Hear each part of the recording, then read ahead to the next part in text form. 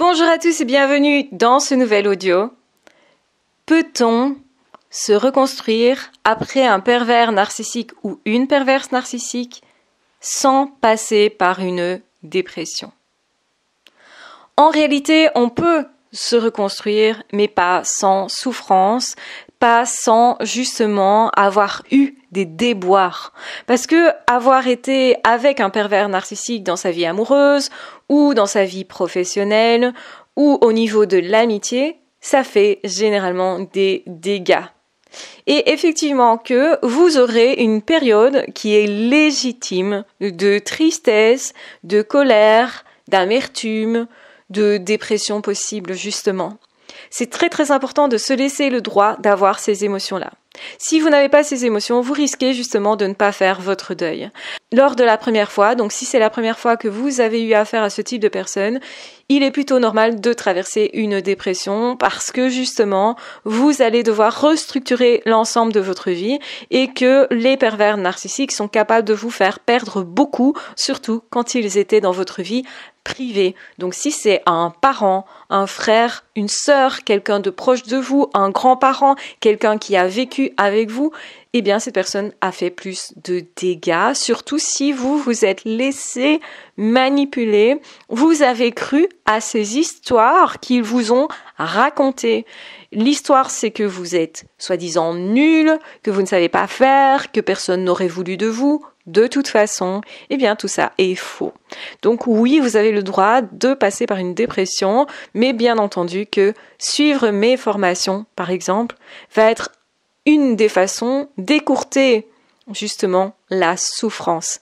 Pas forcément le deuil, il faut faire son deuil, mais le deuil, effectivement, peut se faire plus facilement quand on a les bonnes infos, quand on voit plus vite clair et quand, justement aussi, on apprend à se revaloriser, à reprendre confiance en soi et aussi à reprendre confiance par rapport aux futures relations, reprendre sa vie, justement, pour recommencer à vivre de belles choses parce que ça va nous aider, recommencer à se connecter à d'autres personnes, reconnecter surtout avec soi-même. Je vous explique tout ça, toutes les étapes sont dans mes formations. Je vous laisse en barre d'infos le lien vers ces formations. Si vous trouvez que mes podcasts sont très utiles, sont riches, n'hésitez pas à vous abonner, n'hésitez pas aussi à cliquer sur la petite cloche pour ne manquer aucun des contenus et vous pouvez aussi me laisser un petit pouce pour me dire que ça vous a plu. En commentaire, mettez simplement un sujet que vous souhaitez voir abordé par rapport aux pervers narcissiques. Si vous avez quelque chose, une question, quelque chose qui vous reste sur le cœur, n'hésitez pas. Je vais partir de ces questions-là pour faire aussi mes contenus. Donc, bien entendu, n'hésitez surtout pas. Vous pouvez bien sûr partager si le cœur vous en dit. Et de toute façon, faites ce que vous voulez avec cet audio. En tout cas, prenez-en mesure. En tout cas, je l'espère qu'il vous aidera surtout à vivre de belles relations et à ne plus rester dans des relations toxiques. Donc oui, passer par une période de dépression ou de déprime ou même quelque chose d'un peu plus léger est tout à fait normal. Laissez simplement la chose se faire. Parfois, il faut ce qu'il faut, tout simplement. Soyez cool avec vous, tolérant avec vous. Ne vous imposez pas d'être tout de suite joyeux, etc. Ne vous imposez pas justement tout de suite d'être dans la non-tristesse, la non-colère.